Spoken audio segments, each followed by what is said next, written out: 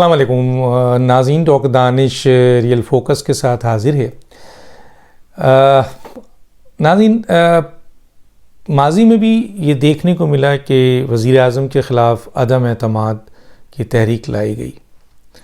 परवेज़ मुशर्रफ साहब का दौर हो या बेनज़ीर साहबा का दौर हो, ये एक आइनी तकाज़ा है और क़ानूनी और आइनी तकाज़ा है, और ये जमहूरी हक़ है अपोजिशन का कि अगर उन्हें ये महसूस होता है कि पार्लियामेंट में वज़ीर आज़म की अक्सरियत नहीं है तो उनके ख़िलाफ़ अदम एतमाद तहरीक या किसी और बुनियाद पे अदम एतमाद की तहरीक को ला सकते हैं। लेकिन ये क़ानूनी और आइनी तरीक़ा है, इसमें नाराज़ होने की ज़रूरत नहीं है, इस पर फ्रस्ट्रेशन की ज़रूरत नहीं है, इसमें चीखने चिल्लाने की ज़रूरत नहीं है, इसमें धमकियाँ देने की ज़रूरत नहीं है।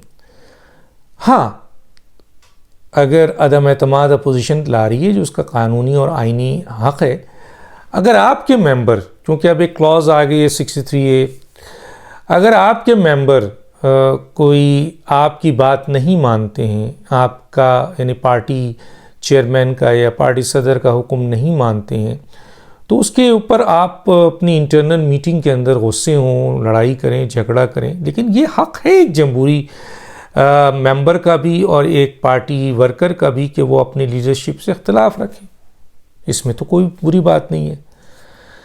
इख्तलाफ तो जमहूरियत की खूबसूरती है, तनकीद भी खूबसूरती है।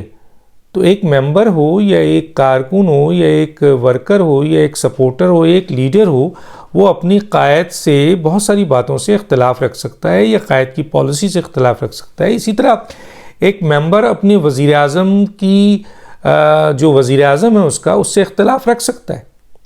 आप उस पर नाराज़ हों, उसको वो आप अपने ओहदे से हटा दें, वो आप कर सकते हैं। लेकिन इख्तलाफ की बुनियाद पे आप डिफेक्शन क्लॉज इस्तेमाल नहीं कर सकते। सिर्फ इख्तलाफ की बुनियाद पर आप डिफेक्शन क्लॉज इस्तेमाल नहीं कर सकते। कोई भी पार्टी, कानून ये कहता है, आइन ये कहता है, मैं नहीं कह रहा।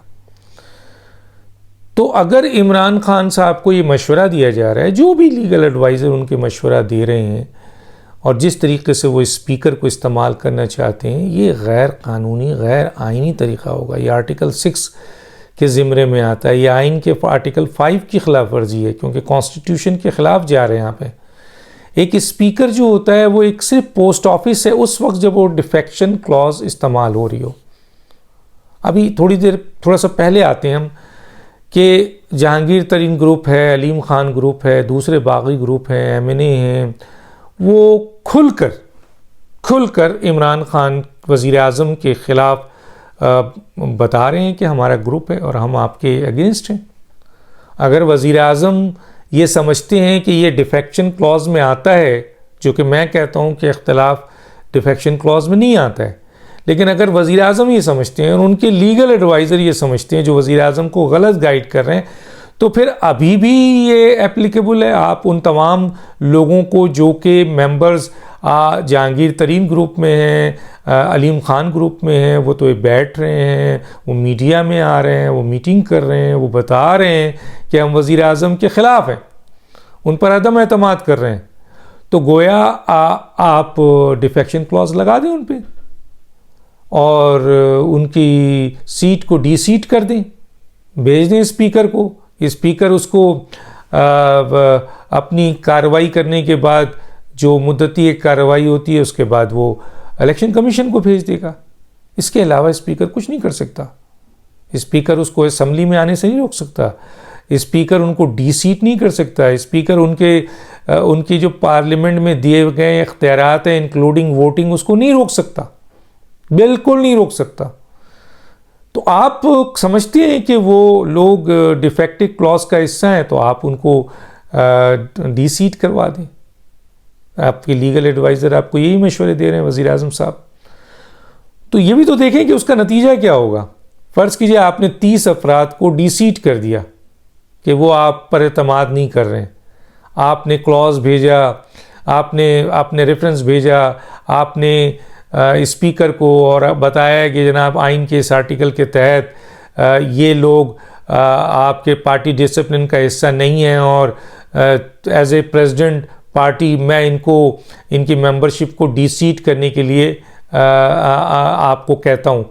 स्पीकर आपसे वो लेने के बाद अपनी कानूनी कार्रवाई करके एज इट इज़, जैसे पोस्ट ऑफिस होता है, एज इट इज़ आपके इलेक्शन कमीशन को भेज देगा। चलें, इलेक्शन कमीशन उनको डीसीट कर देती है, थोड़ी देर के लिए मान लें, थोड़े दिनों में वो भी कार्रवाई करके डीसीट कर देती है। तो ये 30 अरकान अगर डीसीट होते हैं पीटीआई के मेंबर पार्लियामेंट में, तो आपका इमरान खान साहब आप कहाँ खड़े होंगे? फिर तो आप अक़लियत में चले गए अक़लियत में, ये नहीं गए तो सर क्या ऐसी बात कर रहे हैं। दूसरी तरफ आइए, आप इनको ये डरा रहे हैं कि जी इलेक्शन वहाँ पे आप वोट नहीं कास्ट कर सकते या पार्लियामेंट में नहीं आ सकते, स्पीकर वोट कास्ट नहीं होने देगा, वो कहेगा आप पीटीआई के मेंबर हैं। एक स्पीकर के पास ऐसी कोई इख्तियारात नहीं, आइन ने कोई इख्तियार नहीं दिया है। आप कोई है तो बता दें। तो गोया स्पीकर ज़्यादा से ज़्यादा जब वो आएंगे उनको रोक नहीं सकता, और उसके बाद वो वोट कास्ट करेंगे, जो भी उनका ज़मीर कहता है स्पीकर रोक नहीं सकता, और वो वोट काउंट होगा। उसके बाद आप एक उनके ख़िलाफ़ स्पीकर को दरख्वास्त देंगे, और स्पीकर उन दरख्वास्त को as it is post office बन के इलेक्शन कमीशन को दे देगा, और इलेक्शन कमीशन डीसीट करता है। अगर वो मेंबर इस बुनियाद पर डीसीट हो जाते हैं कि पार्लियामेंट में उन्होंने अदम एतमाद के हक़ में वोट दिया और वज़ीर आज़म या प्रेसिडेंट पार्टी के डायरेक्टिव्स पर नहीं गए, तो वो एक प्रोसीजर के तहत, एक लंबा प्रोसीजर है, उसके तहत डीसीट होंगे, लेकिन उनका वोट जो उस वक्त उन्होंने दिया है अदम एतमाद के लिए वो काउंट होगा। तो जो मेंबर अदम एतमाद के लिए आपके वोट दे रहा है, वो तो इस बात के लिए तैयार है कि असम्बली टूटे। वो असम्बली टूटने के लिए हो रही है। एक नया वज़ीर आज़म आएगा, वो असम्बली डिज़ोल्व कर देगा, रिक्वेस्ट करेगा सदर से। फ़र्ज़ कीजिए नया वज़ीर आज़म इलेक्ट नहीं होता है, तो सदर जो है असम्बली डिज़ोल्व कर देंगे। तो वो तो ये तय करके आया है जो आपका मेंबर होगा कि मुझे अब इस पार्लियामेंट का हिस्सा नहीं रहना है, तो वो क्यों डरेगा, क्यों घबराएगा? और आप ये तासुर अगर दे रहे हैं या स्पीकर दे रहे हैं या कोई दे रहे हैं, तो ये स्पीकर आइन के आर्टिकल 5 की और 6 की खिलाफ वर्जी में शामिल होंगे। इन पर तो आर्टिकल 6 लग सकता है कॉन्स्टिट्यूशन तोड़ने का, कॉन्स्टिट्यूशन के ख़िलाफ़ काम करने का। ये पाबंद है, इन्होंने हलफ उठाया है, और इनके पास कोई इख्तियार नहीं है कि किसी भी मेंबर को इख्तलाफ की बुनियाद पर वो पार्लियामेंट में आने से रोक दें और वोट डालने से रोक दें, और वोट को रिजेक्ट कर दें ये कह के कि आप पीटीआई के हैं तो पीटीआई के हक़ में आपने वोट नहीं दिया। ये नहीं कर सकते, स्पीकर का ये इस्तेहक़ाक़ ही नहीं है।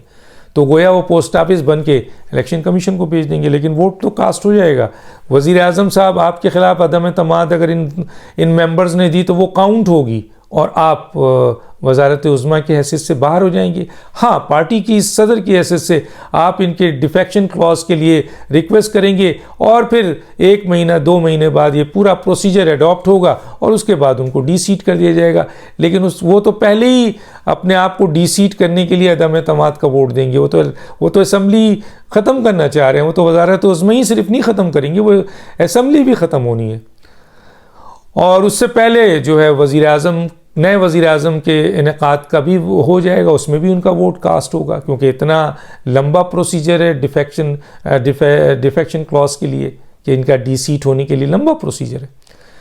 दूसरा ये कि अगर फ़र्ज़ कीजिए ये सब के सब खुद ही मुस्तफ़ी हो जाएं कि जनाब हम इस्तीफ़ा दे रहे हैं, तो भी क्या होगा? आपकी अक्सरियत ख़त्म हो जाएगी, अपोजिशन अक्सरियत में आ जाएगी, और अपोजिशन जो है वो फिर अपना वज़ीर आज़म ले आएगी, आप वज़ीर आज़म से हट जाएंगे। तो वज़ीर आज़म साहब ज़रा गौर कीजिए, जो लोग भी आपको ये मशवरा दे रहे हैं कि आप उन लिस्ट मेंबरान की लिस्ट, मैं अभी इस पे नहीं जा रहा कि कितने लोग अब आपके ख़िलाफ़ हैं, और आप हार मान चुके हैं, अब आप शिकस्त तस्लीम कर चुके हैं, अब आप टेक्निकल लड़ाई में इस अदम एतमाद को रोकना चाह रहे हैं, जो कि नहीं रुकता, जो आपको गलत बताया जा रहा है। ये क्लॉज बनते ही नहीं है, ये कानून है ही नहीं जो भी आपको बनाया जाए। और स्पीकर साहब से भी गुजारिश करूंगा, स्पीकर साहब आपने कोई ऐसी हरकत की तो वो आइन और कानून के ख़िलाफ़ होगा। आप आइन के आर्टिकल 5 की खिलाफ वर्जी करेंगे और 6 के ज़िम्रे में आएंगे, पकड़े जाएंगे। आप मालूम कर लें, आप पढ़ लें, आप secretary election commission, secretary chief minister election commission, constitutional lawyer और इन लोगों से बात करें। वज़ीर आज़म को खुश करने के लिए अगर चंद लोगों ने, चंद मुशीरों ने एक वज़ीर आज़म को गलत मशवरे दिए, माजी में भी बड़े गलत मशवरे दिए जिनमें वज़ीर आज़म को बड़ी हजीमत उठानी पड़ी है, शर्मिंदगी उठानी पड़ी है। कानून सुप्रीम कोर्ट ने ठीक ठाक क्लास ली है ऐसे लॉ और अमेंडमेंट करने को, तो ये भी एक गलत मशवरा दिया गया है कि आप उन मुनहरिफ अरकान को जो इख्तलाफ रख रहे हैं उसको पार्लियामेंट में आने से सिर्फ इस बुनियाद पर रोक देंगे कि वो इख्तलाफ रखते हैं। दूसरा ये है कि आप वोट डालने से स्पीकर उनको नहीं रोक सकता। बाकी की जो कार्रवाई है उसमें स्पीकर एक पोस्ट ऑफिस है, इसके अलावा कुछ नहीं है। ये मैं बता चुका हूँ और यही कानून है और यही आइन है।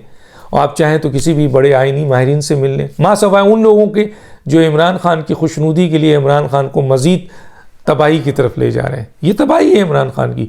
इसके बजाय कि इमरान खान साहब और कोई काम करें और अपने लोगों से रिक्वेस्ट करें, उनको मनाएं, उनसे उनको राज़ी करें कि भाई वो उनका साथ दें, वो आपके इस डिफेक्टिव क्लॉज को इस्तेमाल करना चाहते हैं स्पीकर के ज़रिए, जो कि वो नहीं कर सकते, वो गैर कानूनी गैर आनी काम है।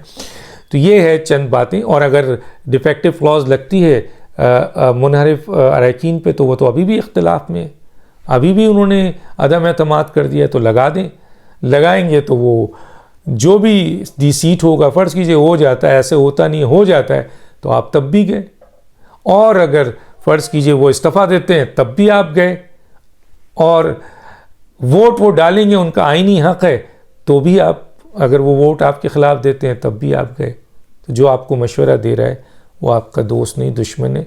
वो आपको गलत मशवरा दे रहा है। आप किसी अच्छे कानूनी माहिरीन से मशवरा करें। वज़ीर आज़म साहब, मेरा एक मौदबानी रिक्वेस्ट है, ताकि इस आइनी लड़ाई में आप अपना आइनी रोल, जमहूरी रोल अदा करें, ना कि ये गलत गैर आइनी गैर कानूनी रोल अदा करें। और स्पीकर भी इसमें आइन के आर्टिकल 5 और 6 के ज़िम्मे में आएगा। डॉक्टर दानिश को याद दीजिए। अल्लाह हाफ़िज़।